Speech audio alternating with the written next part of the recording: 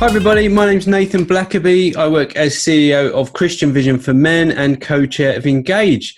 And I'm joined with my great friend Annabel Clarke. And today we are presenting the Engage Making Christian Marriage Possible seminar for Spring Harvest. Annabel. Hello, I'm Annabel Clarke. I'm a Chartered Psychologist, and for many years I've worked in the local authority and in ministry contexts, supporting children, young people, adults, families, organisations, and I'm the co-founder and the co-chair of the Engage Network. So I wanted to start with, how many of you have been aware that there's an imbalance in the numbers of men and women in the church? Well, there is. There are quite a lot more women than men, and that has an impact on all of us. In terms of the outline for the seminar of what we're doing today, we're going to cover some background about what is the Engage Network and why is it needed. Then we're going to look at some key issues and solutions around the gender imbalance, and then also singleness, dating relationships, marriage and parenting. And then we're going to look at key actions that we can all take to strengthen our own situations personally, but also our churches. So some background. The church gender imbalance is having a massive impact on men, women, children and young people, singleness, dating relationships, marriage and parenting. So that's at least 7 reasons as to why the church needs to change. And if you've not come across the Engage Network before, we're a collaboration of national Christian organisations and churches and individuals. And we've been working together for about 8 years now on the consequences of the lack of men in church. And really it's about evangelism and discipleship and about equal opportunities for women and for men as well.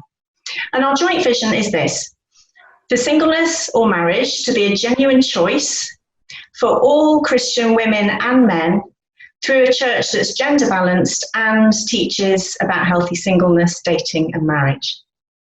So now more than ever, it seems that the church really needs to articulate a clear vision of what healthy relationships, singleness, dating, marriage can look like, so that we can model that to the next generation and to wider society as a reflection of God's love and grace as well. So we're looking at the issues and crucially the solutions for each of these 7 ministry areas. And as well as addressing the gender imbalance, a couple of years ago we held solution-focused consultations with groups of ministry experts for all of those areas, looking at what would it look like if it was working well in the UK church in these areas. And we looked at very practical terms for individuals, for local churches, and for the national church as well. And by national church, we mean things like theological colleges that we're working with. Also, we're working with conferences, leaders, networks, denominations. All of those are important. So we've got a positive vision for each area, because if we know where we want to get to, then we're more likely to get there, aren't we?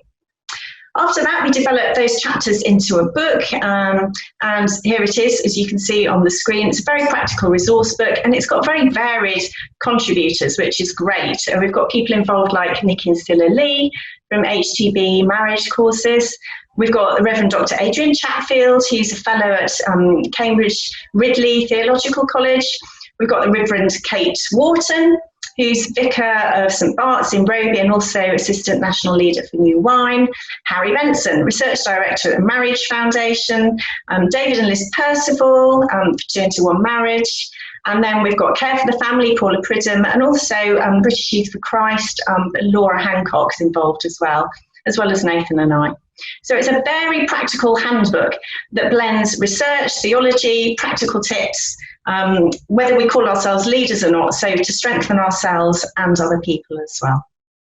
And just to point out, we think it would be really helpful if you got this book. We think it would be helpful for you, but none of the authors get any money from the book. All the proceeds go to our work of creating a more healthy church. So before we go on, we're going to have a quick 5-question quiz, if that's all right. If you've got other people around you, you might want to ask them what they think the answers are and discuss it. Otherwise, maybe just think to yourself. So here's the first one. It's a question about the church gender imbalance. So what is the current proportion of men to women overall in the UK church? Have a think. And also, actually think, what do you think amongst single people? What do you think the proportion might be for that? Question 2, it's about singleness. You are at your annual family Christmas turkey curry buffet. No prizes for spotting the Bridget Jones reference. What are the most unhelpful things that Uncle Geoffrey and Auntie Una say to you about the fact that you're not married? If you are married, you just have to imagine for this bit. Question 3, dating and relationships.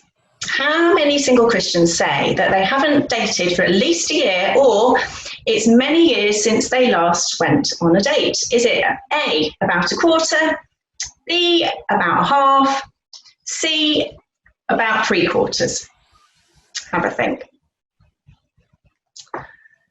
Okay, question 4, about marriage. Christian women are about how many times more likely to marry a non-Christian than Christian men? And the last question, question 5, about parenting and youth work as well, it impacts. What percentage of today's church's grandchildren will have 2 Christian parents if current trends continue? That's trends to do with the church gender imbalance and the proportion of children staying in the faith as they get older. Okay. So moving on, what did you think for the church gender imbalance overall? Well, if you said roughly 2 men to 3 women overall, then you'd be right. I don't know whether you thought it was more or less than that. And in terms of single people, overall in the majority of churches, there's 1 man to 2 single women, so double the number of women. I'm going to set the scene briefly. There's a lot of complex issues that we're talking about today, and today's only scratching the surface. There's lots we could cover, and you can look in the book for more. And we probably do need a bit of a health warning in terms of what we're covering might create strong feelings in us as we go through, positive or negative, based on our experience and our situation. So it's worth just being aware of that. Maybe if there are other people around, maybe being aware of how they might feel as well. Some of the key consequences of this gender imbalance. Well, for men, there's a massive need for more effective evangelism and discipleship. And for women, up to about 2 million, statistically wouldn't be able to marry someone who shares their faith. So they have to choose between staying single and childless or marrying a non-Christian. And then for children and young people, spiritual fatherlessness is a massive problem now, and it's going to increase in the future as well. I've been hugely blessed by having 2 amazing Christian parents. And actually, I was thinking yesterday that the first time they took me to Spring Harvest was just after it started, way back in the day. And all the children's groups were named after fruits. It was called Harvest Bunch. And I was a strawberry, and my sister was a lemon. Anyway, regardless of biology, we can all be involved in spiritual parenting, and it's so important that we're all involved and remember that. Some other background is, we know from research that most single Christians want to marry another Christian. And most married Christians would presumably want their non-Christian spouse to come to faith if they had one. And although obviously some people get married or become Christians after they get married, many Christians would say that it's best for a Christian to marry another Christian, and they might refer to biblical teaching, such as 1 Corinthians 7:39, where Paul writes, "A woman is bound to her husband as long as he lives, but if her husband dies, then she's free to marry anyone she wishes, but he must belong to the Lord." Or there's 2 Corinthians 6:14, where it says, "Do not be yoked together with unbelievers." And for a more in-depth theological look at that, if you'd like it, there's an article on our website by the theologian Dr. David Instein-Brewer. So there are some key principles of our work with Engage Network. We want what we're doing to be biblically based, research-based, and really practical. The research and data, if you're interested, is all fully referenced in the book. It's about evangelism, especially of men, and discipleship on so many key issues. Biblically, singleness is good and marriage is good. So Engage is looking at making Christian marriage possible, not compulsory. That's really important. And because we're focusing on the gender imbalance, Christian marriage, when we talk about it in the context for Engage, it means marriage between a Christian man and a Christian woman, although there could be other definitions. And what we're advocating, which is really important, is balance. So that equal opportunities for women and for men to marry someone who shares their faith and have children if they want to. And while we're talking today more about men's ministry, obviously women's ministry is equally important. So here's a reminder of our vision: to make singleness or marriage a genuine choice for all Christian women and men through a church which is gender balanced and teaches about healthy singleness, dating and marriage. It's quite long, but it's all important. And to help see the vision become a reality, we've got to see ourselves in context. And so here's a diagram that we use to show the current situation. This is based on the work of a psychologist called Bronfenbrenner, and he famously looked at people's functioning and interaction in their environment or their contexts. And it's also about how those contexts interact with each other and with individual people. So on the outside, we've got society's approach to relationships. That's not always helpful. And general society doesn't always get things right. And that does affect all of us. It's the sea we're all swimming in, if you like.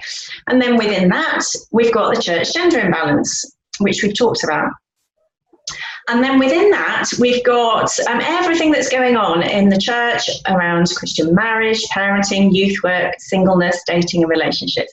Not that everybody has to go around that circle, of course, although that's often the way it works for a lot of people. So all of those contexts and those circles interact and affect each of us and our families and our friends. But as Christians, we really want to make sure that we're doing things God's way, which is why it's really important that we've got secure theological foundations for all of these things. And that's what Nathan's going to chat about next. That's great. Thanks, Annabel.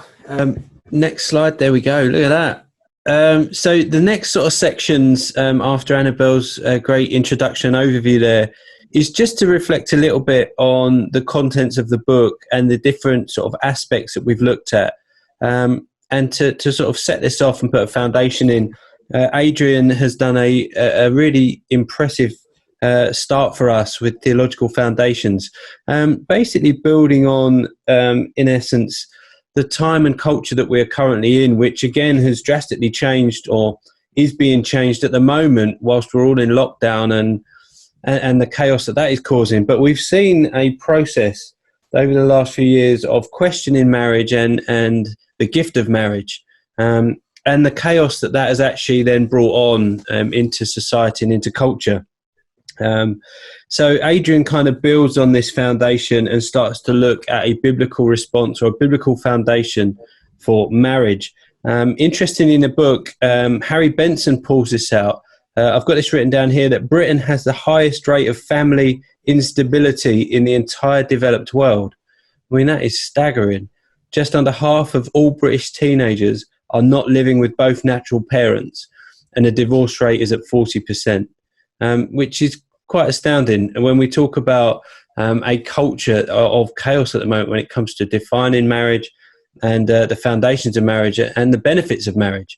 So Adrian has done a great job in exploring that theologically and rooted in the Bible, which is great.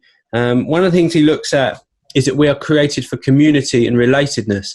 And he reflects that back to, in essence, God, Father, Son and Holy Spirit, that there is already a sense of relationship there that is modelled out into our lives and the way that we've been created. He looks at a few things about marriage. So marriage, in essence, is also a sign of God's relatedness that is lived out in us. But it's also, for us in particular, has the aspect of procreation, family building, but also hospitality, which I thought was really interesting. And Adrian explores this idea of porous family borders. Obviously now we're in a climate where we're not going outside, and when I talk to my neighbour just next door, we're 2 meters apart. So we're in a really unique time. But as life will hopefully get back to normal, we can really see the benefit of marriages that have these porous borders. And by that it means sharing our lives, sharing our homes or our hospitality or our welcome, and enabling people to see what marriage is like and how it is lived out. So that's something that Adrian explores.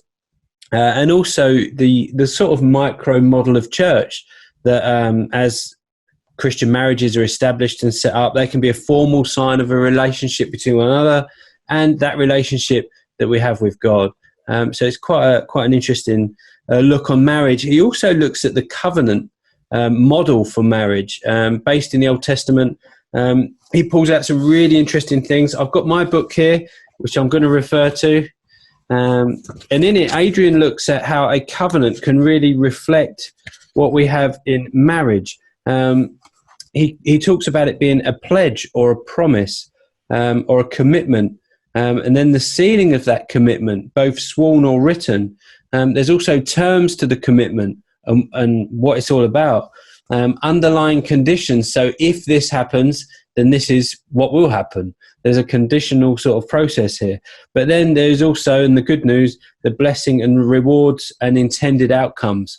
So if you think about covenants in marriage and the promises we make, the terms, the agreements, the way it's done, the rings as a sign of marking that promise and that covenant. And then it's basically saying, if you keep your part of this, this is what we can expect, and I'll keep my end of the deal, and we can expect a rich and full marriage. So again, Adrian exploring that stuff through theological foundations. And then in summary to that, pointing the way forward, Adrian does a quote here that I'll just read to you because he can articulate this much better than I can. He puts, a crisis in marriage is a crisis for the whole of society. And we are already reaping the fruit of that far beyond the family and the home. When the church is almost as confused as the wider society about the nature and the function of marriage, it loses its prophetic edge and part of its ability to witness to the nature and mission of God. I mean, that is quite powerful. So do grab a copy of the book and explore some of that. As I say, Adrian has done a fantastic job of putting together some theological foundations for Engage and what we're about. And do explore that. Now, the next thing to just touch on here is, why is there a gender imbalance? So I don't know what kind of answers come to your mind. I just want to say also that unlike a lot of the work of CVM, which is sometimes not always rhetoric, we do have some facts and robust data too, but this is being presented from Annabel and others really looking at this data and exploring it. So here are some of the reasons. The first one is that maybe God loves women more than men. Now, as I say, that was obviously my great mate Carl Beach, president of CVM, being, as he always is, quite provocative in the way he puts stuff out and to tease a response and some interaction. So does God love men more than women? No, I don't think he does. So therefore, we must be doing something wrong if we are not seeing a gender-balanced church. So it's quite an interesting way of putting it. Secondly, male ministers do not perceive the problem when it doesn't affect them. So we've got their male ministers do not perceive the problems or worry about excluding women. So we know from research that most Christian ministers, 84%, are men who have been Christians for a fairly long time as a young age, and they've been able to get married and have children. So this means two things. First of all, they've been a Christian for a while, and they're more likely to feel comfortable in a church setting, in a church environment, and that's just the way it's been. They've been brought up in that culture, in that setting, so it's become a norm to them. And secondly, they haven't experienced the pain of not being able to get married and have children. So there is a disconnect there in the way that perhaps male ministers, 84%, are really connecting with the need that we are seeing for Engage and the work we're trying to do. And the next thing we've put there, or are worried about excluding or offending women, this is why some well-intentioned church leaders avoid doing men's ministry. And it's one of the things we see quite a lot. And again, the key message here is we're talking about balance. And just a story from me, I remember chatting with Graham Kendrick about this. And he had a great picture of music, sung worship in church. And he said often you'll put a song together and it will be pitched too high, so the men won't be able to sing. So you try and adjust it and it ends up being pitched too low. So a lot of the women are standing there not singing. And he said the idea is to create a pitch and a tone that is suitable for everyone to worship. And that's what we're trying to do, is to try and create this tone, this pitch, so it is a gender balanced church and it is great for men, women and children to worship together. So the third thing there on why is there a gender imbalance is that men and women's brains are just hardwired differently. And now I have to say, if you believe that is the case, then it isn't. There's enough neuroscience research to prove that, well, that just isn't true. So I'm not going to get into that debate, but it is well documented and it's in the book, so you can have a look. Now, the fourth thing I find quite interesting, churches for more female personality types. Again, I realise that this may cause some reaction in some of you and think, well, I totally disagree with that. And that's absolutely fine. Do get hold of the book and dig into some of this research for yourself and see what you think.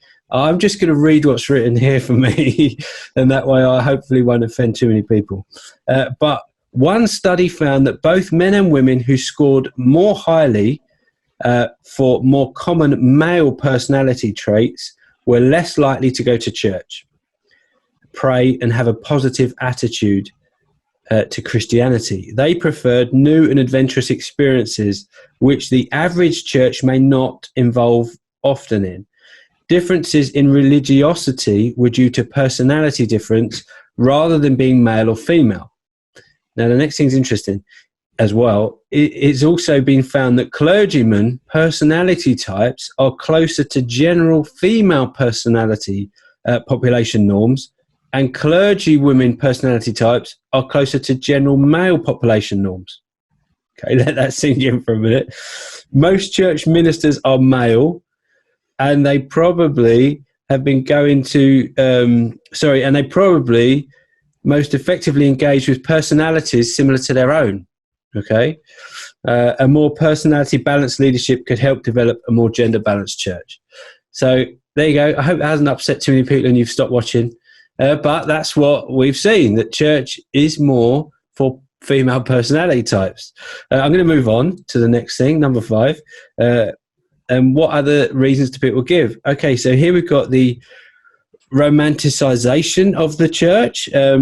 Is certainly something that I think CVM have seen, as we've been about for nearly, 3 decades now, that there is a romanticization, and you can see it through worship, also decoration of the church, and a load of other areas that I'd love to talk to you about. But that's one of the things that we've seen, one of the factors as why there is a gender imbalance in the church. And then finally, it's important to recognize that there is a tremendous spiritual battle going on, and that's one of the realities that we deal with, that if the enemy of our souls can destroy marriage, then I personally believe that that is a direct attack on the church and the ability on the church to function in many of the aspects that it's been called to do.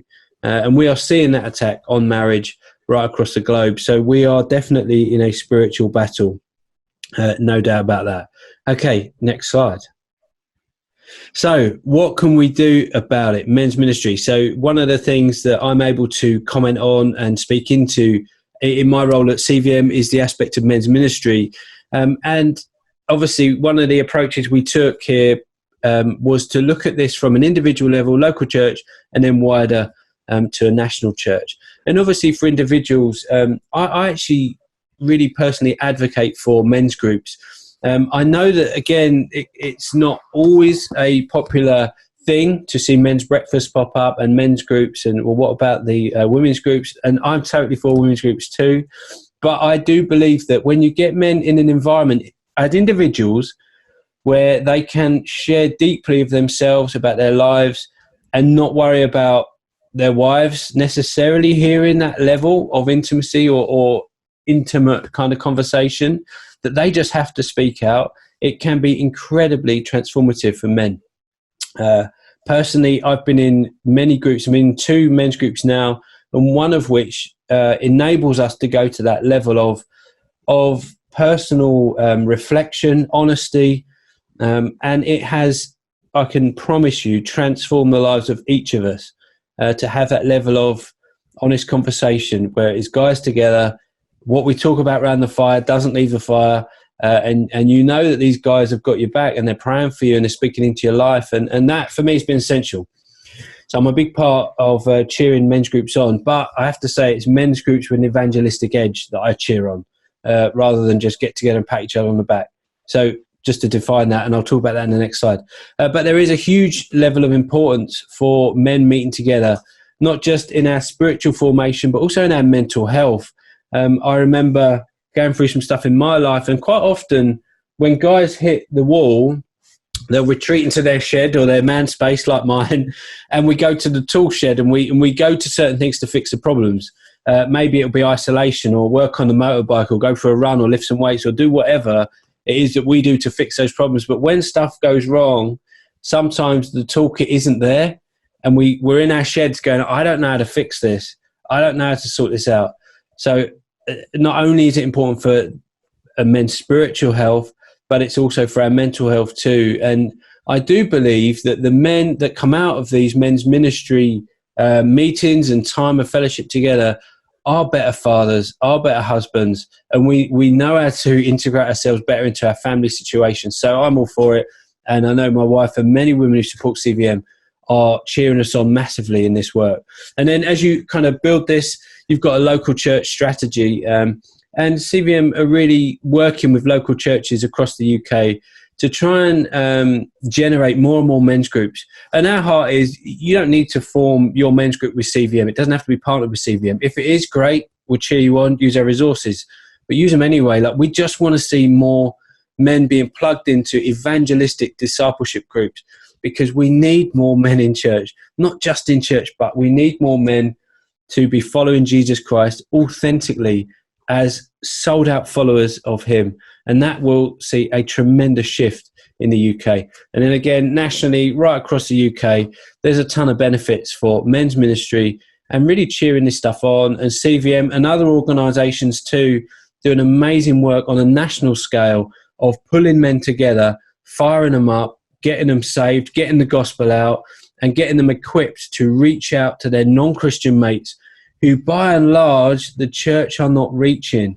And that's really important, because there's blokes, not at the moment because we're in lockdown, but so many blokes sitting in pubs, totally off the church radar, and will only step foot in your church building maybe at Christmas or maybe for a funeral. So how are we reaching those men? Well, CVM do have a strategy to help. It's a tried and tested strategy, and I think it might even be, look at that, my next slide. So we keep stuff simple at CVM. So here it is. Here's our 4-level strategy. Make some mates, mention Jesus in the conversation, tell them loads more about Jesus, and see them become committed followers. Let me just unpack it just really quickly. So level 1, we realized that so many Christian guys don't have non-Christian friends. So straight away, level 1 is just make some mates. And this isn't about, I'll be your friend if you say yes to Jesus. This is about Christian guys saying, actually, we need mates. We need to reach out and have some friendships that aren't just in our safe Christian circles. So we encourage this stuff to happen. Now, let me just say, at level 1, we're saying this could last a year or 2 years. On average, it takes about 5 years to lead a guy to Christ, and he needs to hear the gospel on average about 30 times. So that gives you an indication that this isn't a quick fix. This isn't going to be sorted out overnight. But as you journey through this strategy, and it does work, we've been using it now for a decade, and we've seen thousands of men come to faith through this strategy, and it just works. And we've seen a load of Christian guys reach out to non-Christian blokes and make some amazing friendships. So that we just cheer it on because it is working. So level 1 is basically, again, around food, and it is social. So again, now we are in lockdown, it's a little bit more challenging, but there's still quiz nights happening. There's still loads of stuff online happening. And when we do come out of lockdown, we can get back to normal. And we would just say, do some sort of event that isn't gospel focused. It isn't a preach, a sermon, a Bible study. It is guys getting together and inviting non-Christian mates to go, look, do you want to come out? Do you want to be part of this? Let's hang out together. Let's do this. And I can give you loads of strategies and tips, and the team are all trained up to give you that stuff if you want it and know more about that. But level 2, again, after a year or more, it is put on an evening where there is a speaker and some food. So, or some sort of pizza morning or evening, and get a guy to come and share his story. See if we've got over 200 speakers. Now, again, this isn't a preach. It is just share your story and talk about your life. So at that level, we're just putting some seeds of, look, this is who we are. We're Christians. This guy's got an amazing story. Come and hear it, and let's have a curry. So that's what we've been doing, and it works. And then after about 2 or 3 years of doing that, so maybe at level 2, you do 3 of those events a year, and the rest of the time is punctuated by, just the other stuff, bowling, cinema, all that sort of thing. At level 3, we see guys turn around and say, you know what, I've been part of this group for 3 years. I'm actually interested in this. You've told me about God. I want to know some more. So then we do an Alpha course or Christianity Explored or one of the other amazing courses that are available, again, around food. And then gradually you will see guys say, yeah, actually, I'm up for this. Or you bring them to the gathering, which we had to cancel this year, which is rubbish. But hopefully next year, bring them to the gathering. And there they will hear a honest gospel sermon, an honest gospel preach, and a clear invitation to say yes to Jesus. And over 10 years, we've seen 1,000 men come to faith at that event alone. So it works. And guys make an honest commitment when they see, A, what they're being asked to say yes to, B, they see the cost, and C, they see the fruit of what's going to happen in their lives. And that's what we present through this model. So there's your 4-level strategy for men's ministry. Annabel, over to you for singleness. Yeah, so we're going to move on now, come back to some of those quick questions and look at some of the other issues. So thank you, Nathan. So here we go. Here was the question about singleness. Remember that? You're at your annual family Christmas turkey curry buffet. What are the most unhelpful things that Uncle Jeffrey and Auntie Una say to you about the fact you're not married? If we were actually at Spring Harvest, I'd probably get people to shout out answers because that could be quite amusing, but quite depressing. I don't know what your experiences has been. I did a survey some years ago, and here were some of the answers that people gave to me. So something like, have you found yourself a nice young lady or nice young man yet? 40% thinking of that. Or you don't want to leave it too long. You're not getting any younger.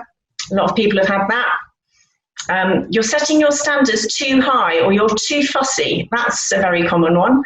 As if all single people have a queue of people going around the block asking them on dates. When are you getting married then? Pretty direct, but it happens. And then the classic, there are plenty of fish in the sea, which there might be for some people, but there probably aren't for others.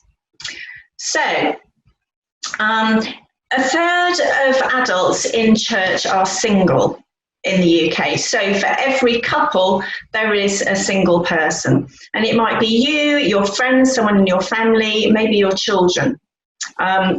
And if you're married, you need to know about this stuff.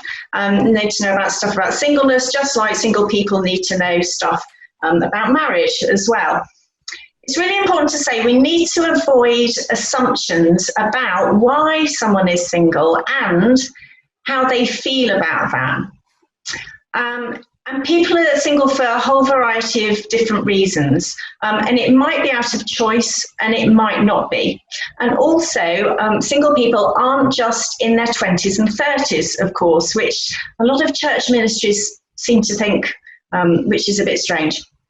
A lot of single people report that in research that they feel very isolated in churches, which tend to be more family focused. And as we said before, a lot of them, or most of them, want to marry another Christian. So what we've got at the moment is an increasing epidemic of unwanted singleness in the church, which is often spiritually reframed as the gift, without any acknowledgement of the context, or the gender imbalance, or any other social or psychological influences at all. So it's important to say, of course, that there can be positive things about being single. Again, in that survey that I did, people were talking about things like freedom, not having to compromise so much when you're making decisions, maybe for some people more disposable income, maybe more than those who are married with children. And people sometimes mentioned more time. Other things people did mention were things like lack of a mother-in-law and being able to pick your nose when you want to. Anyway, the book chapter on singleness is brilliant. It's by Kate Wharton, who's a single vicar. She knows what she's talking about. And she explains how single people can flourish even more fully in their situation and how others can support them as well, including how churches can better include single people. Now, there have been some key issues that have been found there was the largest research study on singleness amongst Christians in the UK. It was over 1,000 people. Here are some of them. Loneliness. Now, maybe that's a thing particularly to think about at the moment. So if you know someone who's on their own, then just pick up the phone. Sometimes the text might not cut it. Just pick up the phone and call them, see if they're okay. Maybe they just want to chat. But more generally, when life's a bit more normal, then, are there ways that the church can connect people within that church? Are there ways of doing social events and connecting people between churches? It's definitely something to think about. Another issue that was mentioned was fewer male friends. And interestingly, the men said that as well as the women. So that's another reason to reach out to men. Childlessness is an issue particularly for women. And again, we can't make assumptions about why someone doesn't have children or how they feel about that. And it may be that there are married people listening to this as well who are struggling with not being able to have children. But there will be single women who are struggling with childlessness because they haven't been able to find a suitable marriage partner in the church. And the older ones have really sacrificed their children out of faithfulness to God, although that's hardly ever recognised. In a survey we did for the book, and the results are on our website as well if you want to look at those up, we asked single Christian women who were over 35 who didn't have children what the church could do to recognise their situation and help. They said things like provide a community where everyone is included and encouraged and celebrated. They said address the issue of the lack of men in our churches. They said recognise our grief and talk to us about our experiences. And they said, invite us into your family life, but at the same time, recognise that that might not be helpful for everybody. And there's also a suggestion when you meet someone, whether you think they're single or married, of not saying, do you have children? Somebody did that to a dear friend of mine whose first baby had just been stillborn. Instead, it's probably more helpful to ask a more open question, like something like, do you have family nearby or do you have family around, which could avoid a potentially difficult conversation. Weekends, holidays and birthdays. For some people, these might be the best times of the year. For a lot of single people, they might be actually the worst times of the year. So it's about being aware of that and encouraging social connections, asking people to things. There are lots of ideas on our website for that one. Ill health, housing and finance, again, issues that can be more challenging if people are single. And there's lots of great advice on the website, singlefriendlychurch.com. They're on our steering group. And they have lots of really practical advice for all those areas. For individuals who are single, but also, importantly, for church leaders. So you might want to signpost your church leader there as well. And then another issue that crops up a lot, and you may be aware of this and see it all the time, or you may have no idea that all of this is going on. there are an awful lot of unhealthy psychosocial dynamics between single Christian women and men that are really well documented in research, unfortunately, because we should be doing these things better. So some of those are men being indecisive, passive, picky, and playing the large field in dating without always valuing Christian women. There's also women giving up and dating non-Christians a lot. There's a whole list, actually, which again are in the book if you're interested in finding out a bit more about that. So moving on, we want to look at the positives.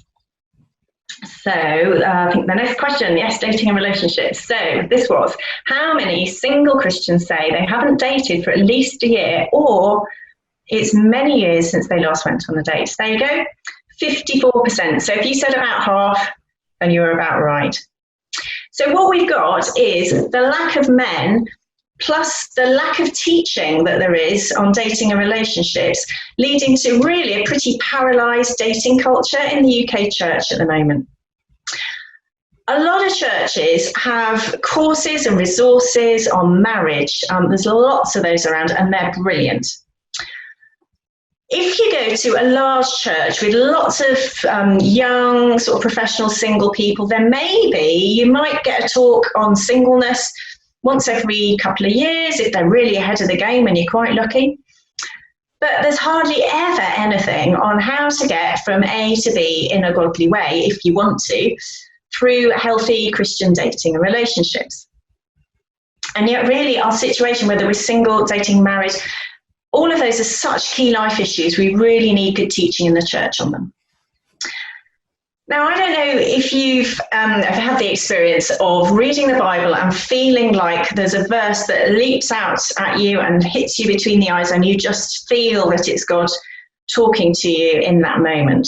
A few of you might have done. Well, a few years ago, a single friend of mine was in a bit of an interesting situation, and there were 3 guys at her church who were interested in her. And actually, she wasn't really keen on any of them. And she wasn't being too fussy because she'd checked that out with her wise, trusted friends. But they just didn't seem suitable. So what should she do? She really wanted to do the right thing, really prayed about it, didn't feel like she got any answers. And she decided to do what she knows you shouldn't do if you're looking for guidance, which is open the Bible at random and see what happens. So she opened the Bible, and this verse leapt out and seemed to hit her between the eyes, and she really knew it was that situation of God talking to her in that moment. And it was literally Psalm 56, verse 1, which says, "Be merciful to me, O God, for men hotly pursue me." Now, I don't know if that was guidance or whether it was God showing a sense of humour, but we think that there should be a lot better, less random teaching on dating relationships in the church. So that's one of the things we're addressing. It's usually such a cringy topic, and it's pressurised, and people aren't very happy about it. And usually it's because we don't really know what we're talking about. And if we use the same word for 2 different stages, it's not helpful. So we see with Engage, dating and relationships as 2 very distinct stages. And if you put them together or conflate them, then it can lead to all sorts of unhelpful pressure. So we have definitions which are really practical. Here they are. We're saying, and this is what we'd love for the UK church to start talking about and to think in this sort of way, because it would be so helpful. Dating, we can say, is getting to know someone with a view to seeing whether or not we want to be in a relationship. And a relationship, that's a mutually exclusive romantic one, is getting to know someone with a view to seeing whether or not we want to be engaged. We also have Engage mottos to do with dating and relationship. So here's one. A coffee isn't a marriage proposal. So if you were ordering a first date latte and imagining the proposal, then it's really not helpful, and you're probably putting too much pressure before anything's even got started. Another one that we talk about is intentional, but not intense. People need to be proactive, but not intense about it. So a coffee isn't a marriage proposal. Intentional, but not intense. And here's another one. Clear, kind, and honest. Especially at the end of a date, or at the end of a few dates, or the end of a relationship. Just generally, it's really important to be clear, kind, and honest. No ghosting. Don't just suddenly stop all contact and disappear. It's really not helpful if you'd rather not pursue things. My friend, let's call her Jo, was telling me the other week that she was talking to a guy, and they have a mutual friend. Let's call him Ben. And this guy, Ben, would like to get married to a Christian woman one day, but he doesn't seem to have found the right person. But Ben's guy friend was telling my friend Jo that Ben's just leaving a trail of broken hearts behind him. And he was saying the trouble is that he's just too nice. And my friend Jo, she's very wise, and she said politely in a godly way, well, actually, no, that's not nice. That's really not what you should be doing. He needs to be clear, kind, and honest. And of course, she's right, and she's got that motto. So it might be tricky, but it would be far less awkward if you ever come across that person again. And let's face it, Christian circles can be quite small, so it's definitely worth putting into place. Here's a sort of mental map that we can help to break things down so that we can see how things might pan out over time. This is dating relationships in terms of individuals and the local church. It's really important that we have solid foundations, first of all. So that will include things like healthy singleness in all different areas. Of course, that's important for everybody. Having a balanced life in general with really good boundaries is also important. And then having a little dating team. So Henry Cloud, in his really great book, How to Get a Date Worth Keeping, worth looking that one up, he talks about having a dating team, which is a small group of trusted friends who can be there for you to encourage, maybe challenge and support you. I know someone who has that as a WhatsApp group. People might not necessarily meet as a group, but that group is there. So if you're wanting to date, get yourself a dating team. If you're married or you're not single, then you can still be in that person's dating team. It's really helpful to have a mix of people involved. So with dating itself, think about the beginning, the middle, and the end. At the beginning, people need to be making and meeting potential dates. So just meeting someone at your church really isn't often going to happen for many people these days, even large churches in big cities. So I think if I were, again, we'll ask you to put your hand up. Does anybody know somebody who's met on a Christian dating website like Christian Connection, or a Christian dating app like Salt? We'd recommend both. I suspect that almost everybody would put their hand up to say that they know somebody. And unless all of us know exactly the same two people, then that really does indicate that it's worth a go. It's worth a try. It's perfectly normal, and it's perfectly safe if it's done sensibly. And it's really helpful to do something a bit more intentional. In terms of the middle, it's about a range of activities. Don't just go for a coffee the whole time. You get to know people in different ways doing different things. And then the end as well, being clear, kind and honest, whether you think you want to carry on seeing someone and move into a relationship, or whether you think you'd rather end things there. In terms of relationship, again, beginnings, talking about your hopes for the relationship and talking about boundaries. The middle, it's about getting to know that person's heart, isn't it?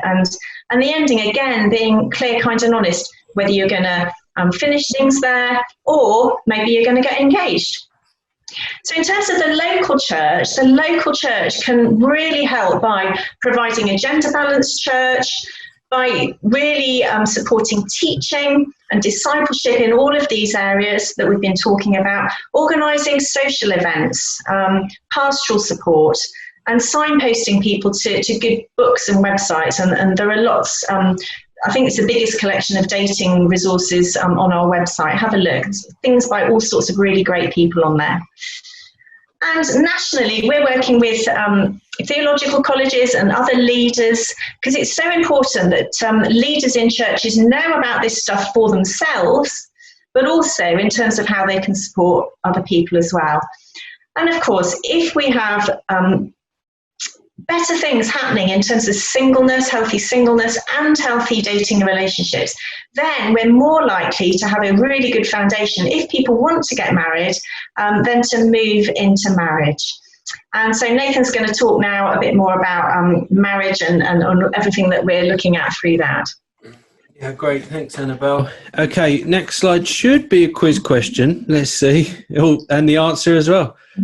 Christian women are about 2 times more likely to marry a non-Christian than Christian men. So there you go. That's just reminding us of the stats and what we're faced with. Now, next slide. So I'm just going to just quickly summarize what's in the book under the chapter of marriage.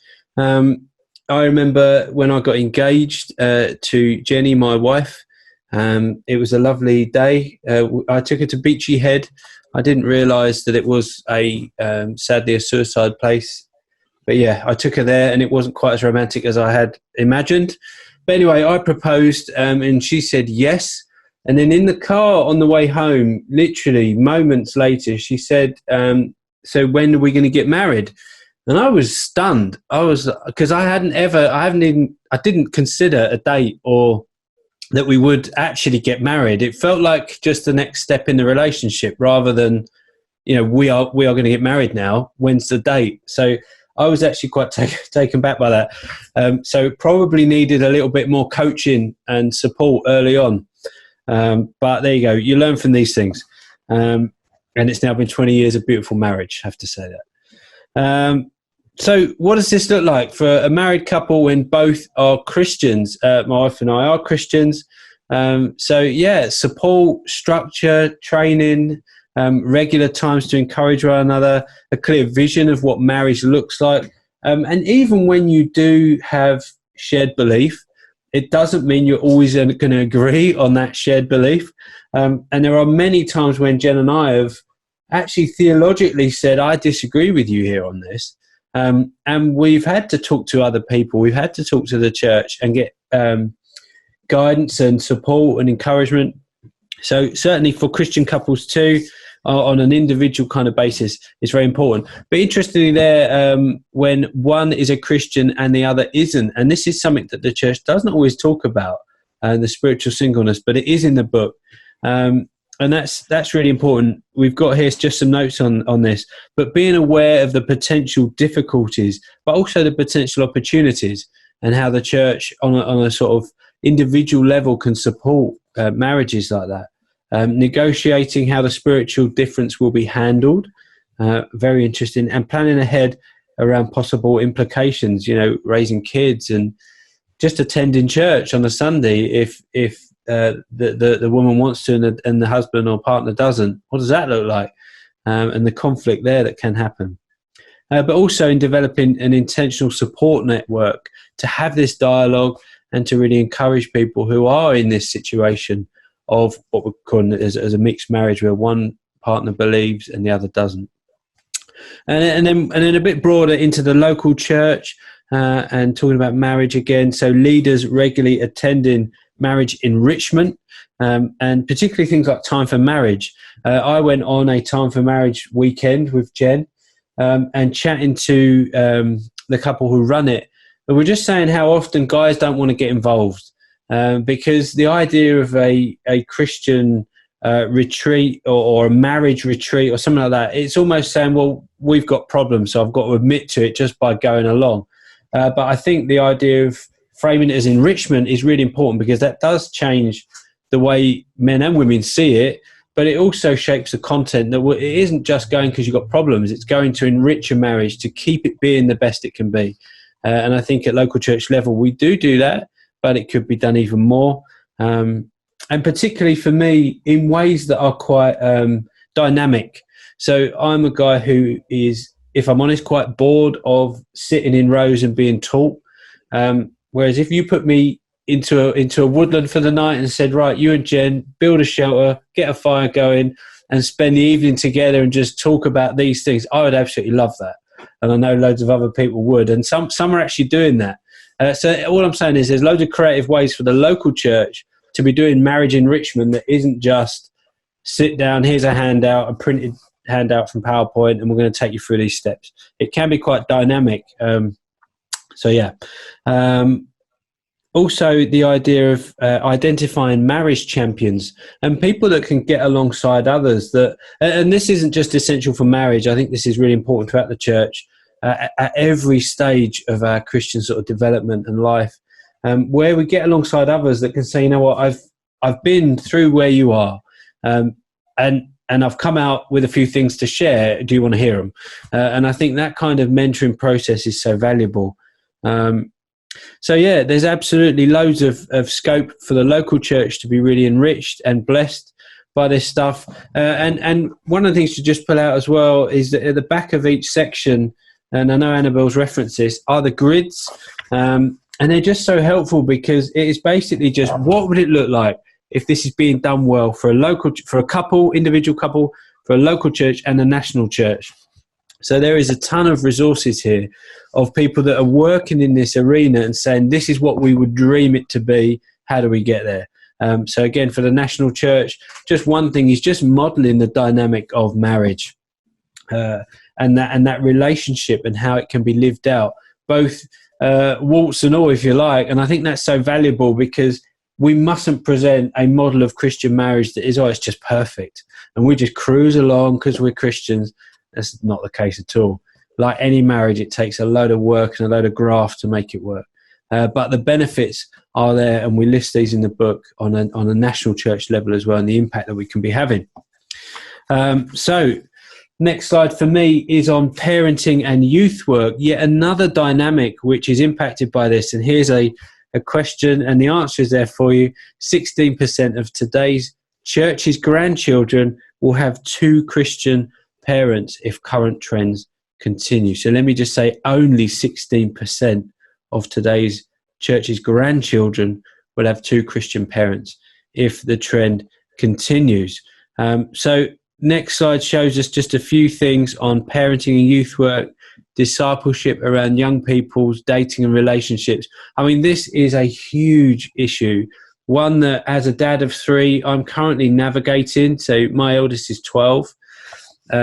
And I guess like so many of you, it's this dynamic of freedom and independence for her, but also a reality of me knowing what's out there and my wife knowing what's out there, and how do we safeguard, protect, steer, navigate, trust. It's really, really challenging in terms of social media, relationships, dating, and just how that looks now. Laura Hancock, Director of Resources at British Youth for Christ, does an amazing job in that chapter, way beyond what I could have put together. And she pulls out a few really interesting things here. So a crisis of narrative, so music, film, self-identity, self-worth, belonging, purpose in life, sense of being part of something bigger. You know, how is this narrative being relayed to our young people that are looking and saying, what does dating look like for me? And how do I get involved in this? What do relationships look like for me? I mean, it is huge. And it's so essential, actually critical, for our church to have this in our minds on an individual level, on a local and a national level.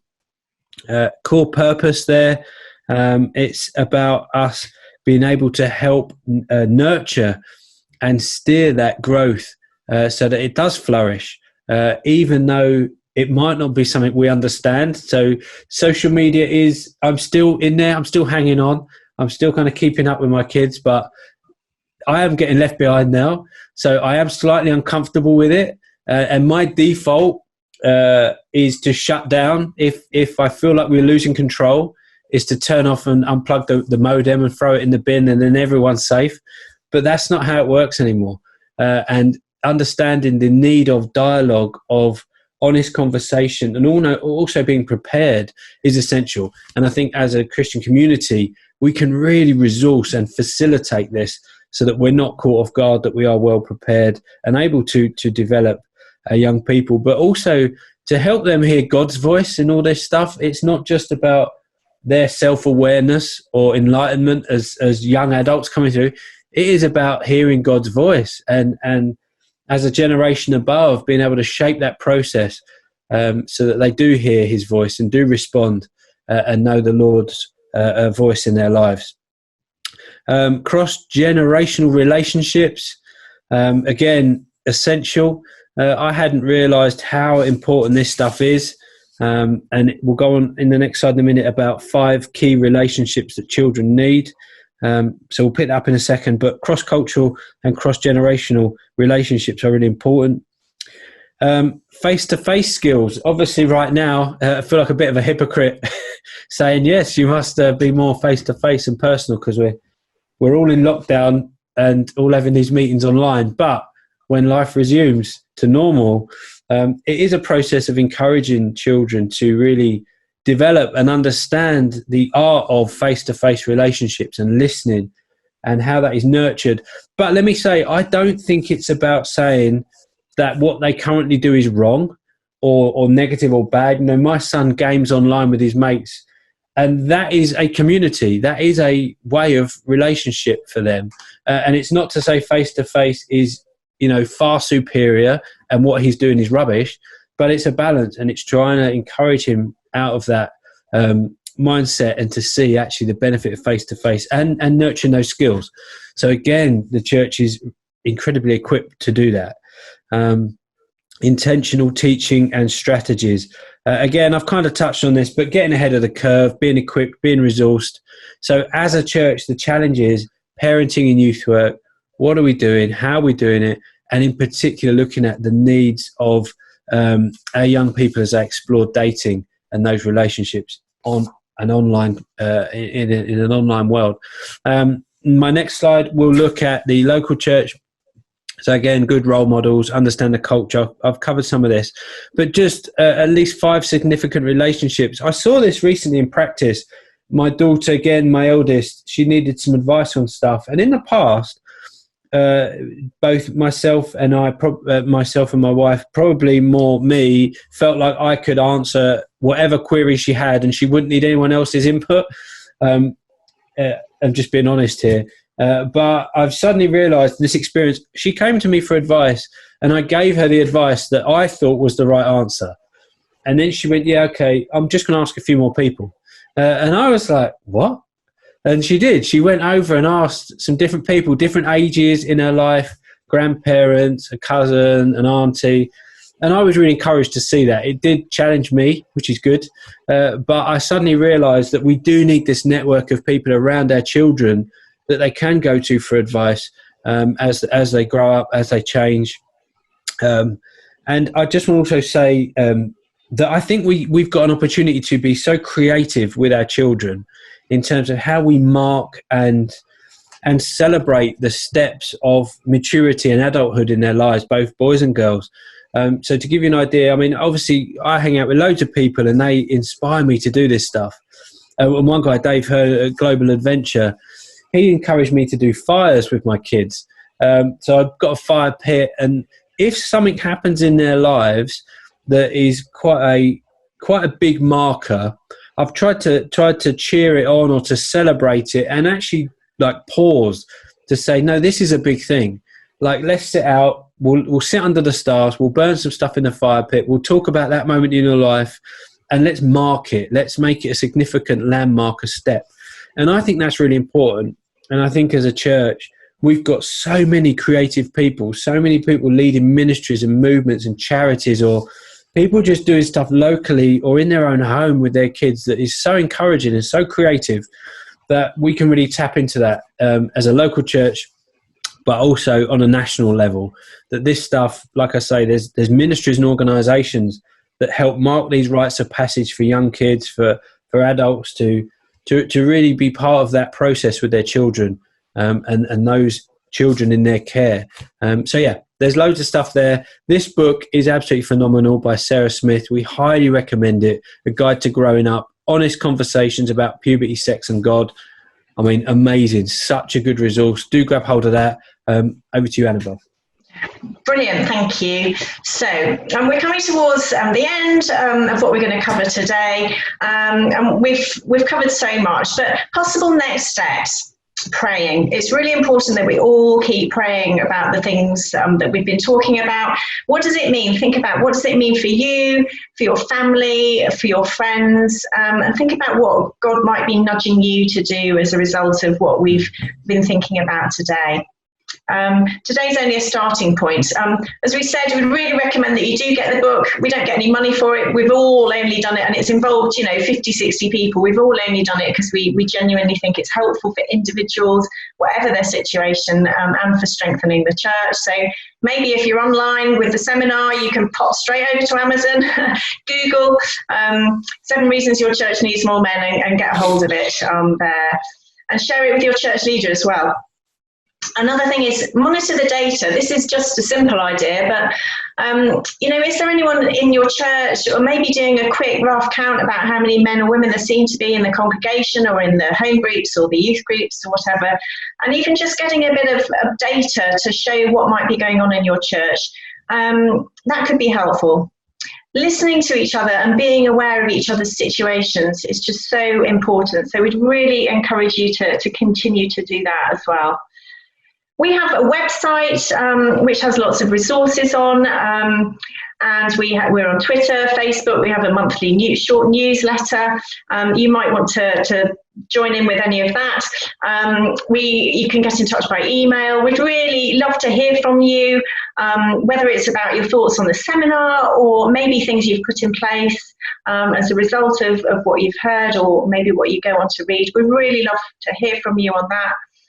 And maybe think about, a couple of key actions that there might be for you or maybe your church. The solutions are out there. There are so much that needs to be done, and we can't do it all at once. So really, we just need to think about tweaks, and maybe what's 1 or 2 things that you might do as a result of what we've covered today.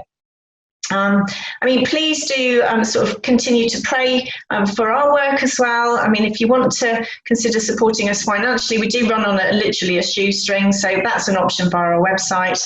But really, please do think about, what does this mean for you personally? Think about what God might be calling you to do. And we really pray that over time we see an increasing number of both men and women, boys and girls, of everybody in the church, and healthy singleness, dating, relationships, marriage and parenting as well, for us as a society now, but also in future generations as well. So that's what we're really hoping for. Maybe we might see you in person next time at Spring Harvest. That would be great. But otherwise, we really hope that you stay safe and well, and you have a really good rest of home week with Spring Harvest and everything else that you're doing. So thank you so much for being with us. Nathan, was there anything else you wanted to say? No, that's it from me. Thank you so much. Brilliant. Okay, thanks so much, everybody. Bye for now.